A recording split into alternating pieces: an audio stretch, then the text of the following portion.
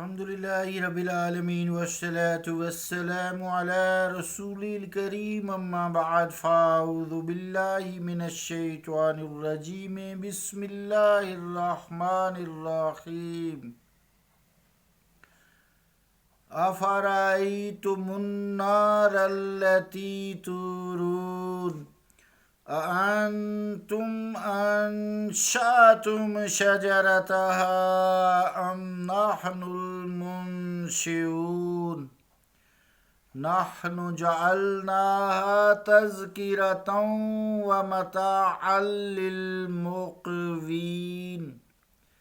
فسبح باسم ربك العظيم صدق اللہ العظیم۔ واجب الاحترام سامعین، السلام علیکم ورحمۃ اللہ وبرکاتہ۔ سورہ الواقعہ کی 71 سے لے کے 74 نمبر آیات تک تلاوت کرنے کی سعادت حاصل کی ہے۔ ان آیات کا ترجمہ سماعت فرمائیں۔ کیا تم نے غور کیا؟ آگ جو تم سلگاتے ہو، سچ سچ بتاؤ، کیا تم نے اس کے درخت کو پیدا کیا ہے یا ہم ہی پیدا کرنے والے ہیں؟ ہم نے ہی بنایا ہے اس کو نصیحت اور فائدہ مند مسافروں کے لیے۔ تو اے حبیب، تسبیح کیجئے اپنے رب عظیم کے نام کی۔ اللہ کا قول سچا ہے جو بڑی ہی عظمت والا ہے۔ عزیزان گرامی قدر، السلام علیکم ورحمۃ اللہ وبرکاتہ۔ انسان کی جو سوشل لائف ہے اس میں آگ کا دخل ہے بہت بڑا۔ پھر اس کی پروگرس اور سوسائٹی کی بہبود میں جتنا آگ کو دخل ہے وہ محتاج بیان نہیں ہے۔ آگ سے انسان ہیٹ حاصل کرتا ہے، اس سے لائٹ حاصل کی جاتی ہے، پھر اس سے انسان اللہ تعالیٰ کی نعمتوں کو مختلف طریقوں سے تیار کر کے مزیدار کھانے بناتا ہے۔ پھر یہ انڈسٹریل ایریا میں یوز ہوتی ہے، اس سے کام لیا جاتا ہے۔ غرضے کہ اگر اللہ تعالیٰ آگ کا وجود ہی نہ پیدا کرتا تو زندگی کا ذرا سوچو نقشہ ہی کچھ اور ہوتا۔ اللہ تعالیٰ نے انسانوں کی توجہ اپنی اس نعمت کی طرف ان آیات میں مبذول کرائی ہے۔ آیت نمبر جو 72 ہے، اس میں شجرتہا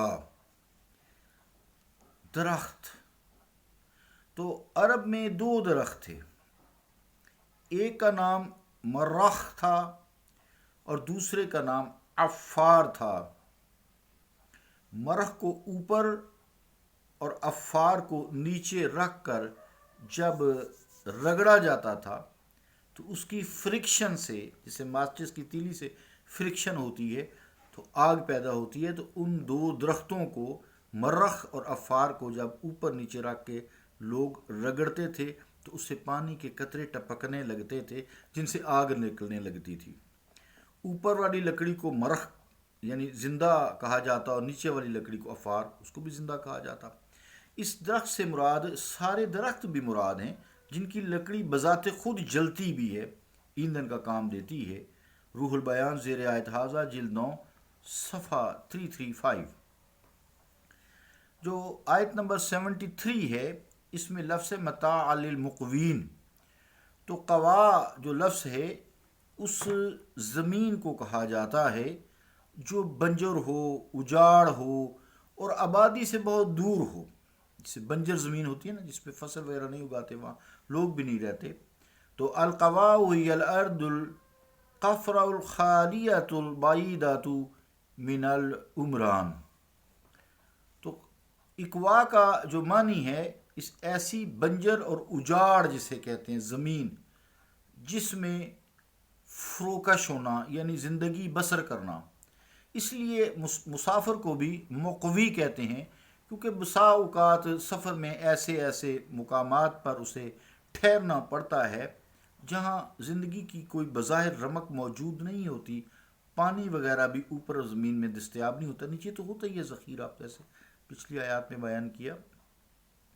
تو اگرچہ آگ مقیم اور مسافر سب کے لیے بینیفیشیل ہے، لیکن ایک مسافر کے لیے اس کی افادیت بہت زیادہ ہے.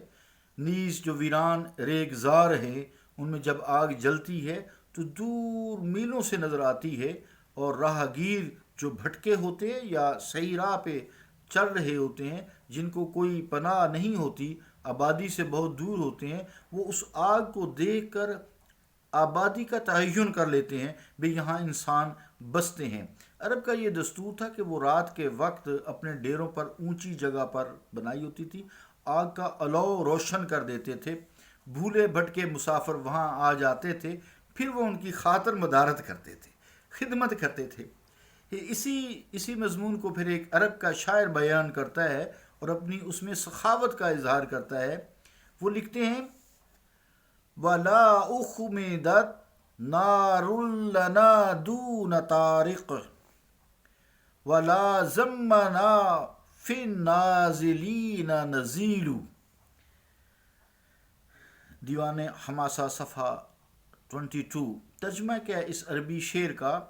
یعنی آدھی رات کو آنے والا مسافر ہماری آگ کو بجھا ہوا نہیں پاتا. آدھی رات کو آنے والا مسافر ہماری آگ کو بجھا ہوا نہیں پاتا، اور ہماری مہمان نوازی کو جو مہمان ہے ہماری مذمت نہیں کرتے، ہماری تعریف ہی کرتے ہیں. سبحان اللہ. تو آگ کی اہمیت بیان کی گئی ہے. آخری یاد فسبح بسم ربک العظیم میں فرمایا، سنایا مصطفیٰ کریم کو ہے، بتانا مقصود امت کو ہے. مصطفیٰ تو ہر وقت ہی تسبیح کرتے تھے نا، اللہ اللہ اللہ کلمہ ہر وقت کرتا تھا. بہر فرمایا اے حبیب اپنے عظمت والے رب کی پاکی بیان فرمایا کریں، جس کی قدرت، حکمت، رحمت اور علم کے گوناگون شواہد پیش کیے گئے ہیں. اس کا کوئی شریک نہیں، لا شریک لک، اس کا کوئی شریک نہیں. وہ ہر قسم کے نقص، ضعف اور عیب سے پاک ہے. سبحان اللہ و بحمدک اشہد ان لا الہ الا انت استغفرک و اتوب الیک. صلی اللہ تعالی علی رسول خیر خلقہ محمد و علی آلہ و اصحابہ اجمعین برحمتک یا ارحم الراحمین.